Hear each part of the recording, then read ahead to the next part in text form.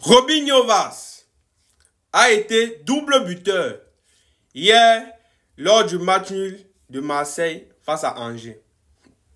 Robinho Vaz. Écoutez d'abord le nom d'un joueur sénégalais. Au départ, je ne pensais pas que c'était un Sénégalais. Je ne pensais pas que c'était un Sénégalais.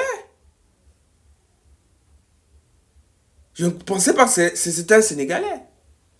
C'est après avoir vu son nom dans les pages dans les pages auxquelles moi je suis abonné, les pages sénégalaises auxquelles je suis abonné, que j'ai compris que Robinho Vaz était un Sénégalais. Aïe, je me demande, parce qu'à l'heure actuelle, la question que je me pose, c'est tous ces joueurs-là qui explosent, tous ces joueurs sénégalais-là qui explosent dans les grands championnats-là, c'est pour venir jouer où? Parce que l'équipe nationale du Sénégal ne veut que 23 joueurs. Chaque équipe n'a besoin que de 23 joueurs. Mais, au vu de tout ce qui se passe et de tous les joueurs sénégalais qui sont en train à l'heure actuelle d'exploser dans les 5 grands championnats, on ne connaît plus où on va mettre la tête pour convoquer ces joueurs. Ils sont nombreux. En attaque déjà, au Sénégal, il y a Sadio Mané, Ismaël Assar, Boulaye Dia, Habib Diallo, Iliman Ndiaye, Sabali. Ça fait il y a 6, non? 6. 6 attaquants, 6 déjà. Hassan Diao, 7.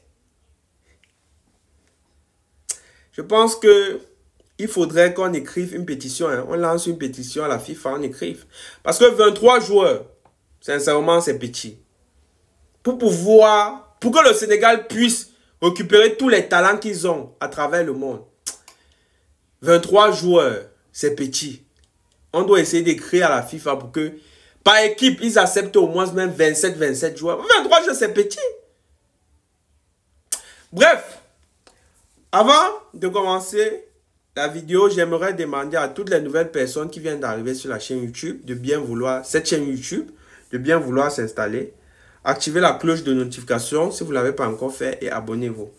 Et par ailleurs, je tiens à remercier tous ceux qui sont en train de s'abonner à la chaîne YouTube. Merci infiniment de soutenir la chaîne avec vos abonnements, avec vos likes et avec vos partages. Mais le plus grand soutien que vous pouvez m'apporter, c'est avec les abonnements. Hein, parce que c'est grâce à ça que la chaîne YouTube grandit le plus rapidement possible. Donc n'hésitez pas, abonnez-vous massivement pour ne rien rater des prochaines publications. Et merci à tous ceux qui suivent la cadence, qui suivent le rythme, qui s'abonnent, malgré des fois que j'oublie de le dire, qui s'abonnent pour encourager la chaîne. Continuez comme ça et sachez que je vous fais des gros bisous, mais je suis pas Oubi, hein. C'est pas Oubi. C'est pas parce que vous faites des gros bisous que vous pensez que je suis Oubi. Bref, j'étais en train de dire qu'à cette allure, on va écrire à la FIFA. On va écrire à la FIFA. 27 joueurs. 27 joueurs. Même 27 joueurs là, c'est petit. La FIFA nous demande, chaque équipe, d'avoir au moins 23 joueurs. 23 joueurs. Quel est Robinho Vaz? J'ai à citer les joueurs que je connais. Sans compter ceux que je ne connais pas. Et tous là veulent venir jouer en équipe nationale du Sénégal. Ils vont faire comment? Voir Robinho Vaz que dans sa tête n'est que le Sénégal. En 9 matchs, il a déjà mis 4 buts, donné 2 passes décisives. C'est largement suffisant pour venir dans une équipe comme le Sénégal. Mais maintenant, le problème, c'est que on va retirer qui en attaque. Parce que quand vous regardez les joueurs comme Sabali, Sabali, c'est un joueur assez percutant. Certes, il joue à Metz, c'est un petit club, mais à chaque fois qu'il est venu en équipe nationale du Sénégal, Sabali a prouvé à chaque fois qu'il est entré, soit il a donné une passe décisive, soit il a mis un but. Vous allez retirer qui? Boulaye Dia. Boulaye Dia, c'est un ancien. Et il est fort. Vous allez retirer qui? Le vétéran Sadio Mané, ou bien refuser d'appeler Hassan Diao, qui vient de sortir sur blessure, que nous tous, nous savons que c'est un génie, parce que l'Espagne l'avait appelé. On va retirer qui en attaque? Sans compter le milieu de terrain. Les amis, le Sénégal est chargé. Je pense qu'à cette allure, pour le bien-être de notre équipe nationale, il faudrait qu'on écrive une pétition. Au moins que la FIFA accepte de pouvoir convoquer 27 joueurs. Parce que 23 joueurs, c'est petit. Même en convoquant 27 joueurs, il y aura toujours des joueurs qu'on va laisser. Et tous là veulent jouer au Sénégal. C'est ça qui est c'est ça qui est assez c'est ça qui est ironisant dans cette histoire. C'est très ironisant. Voilà, c'est très ironisant. Oh, putain de merde. Shit. Pape Thiaw a du travail à faire. Oh, putain.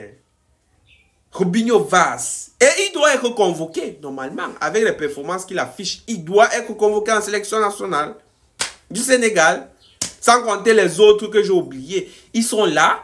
Il y a même celui-là qui joue au Havre, qui a marqué dernièrement. Défenseur là.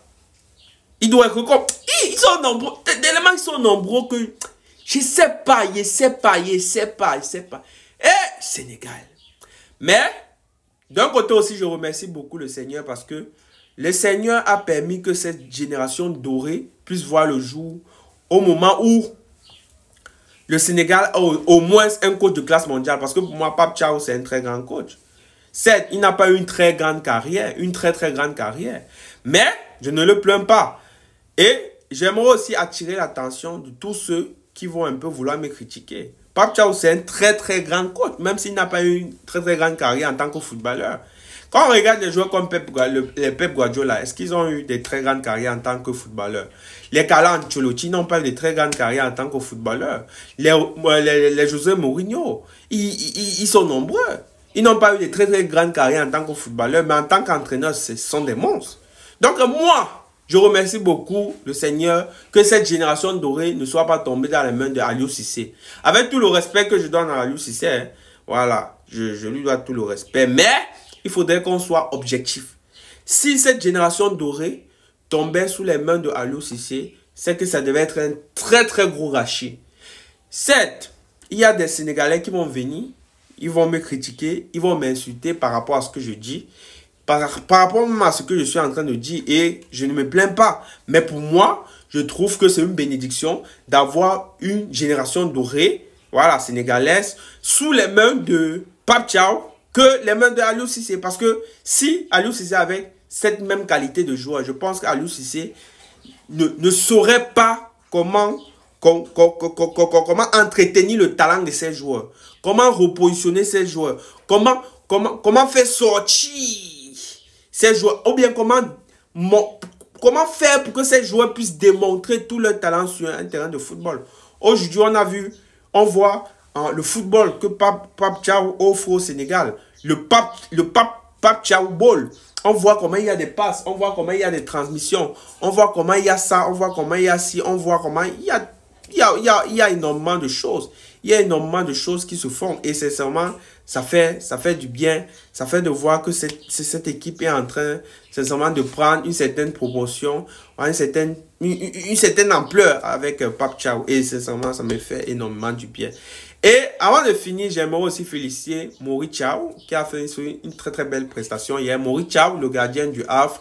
Sincèrement, et je tiens à préciser que c'est le gardien titulaire du Havre, hein, et c'est le 3e gardien du Sénégal. Donc vous voyez que dans tous les postes, tout est OK. Dans tous les postes, tout est OK. Donc tout est là où il faut, quand il faut. Et je tiens même à vous dire que même les Marocains ont dit que le Sénégal, à l'heure actuelle, a la meilleure attaque d'Afrique. Les Marocains qui sont considérés comme la première nation de football, eux-mêmes, ils ont d'accordiser le Sénégal. C'est pas moi. Qui suis-je pour dire le contraire?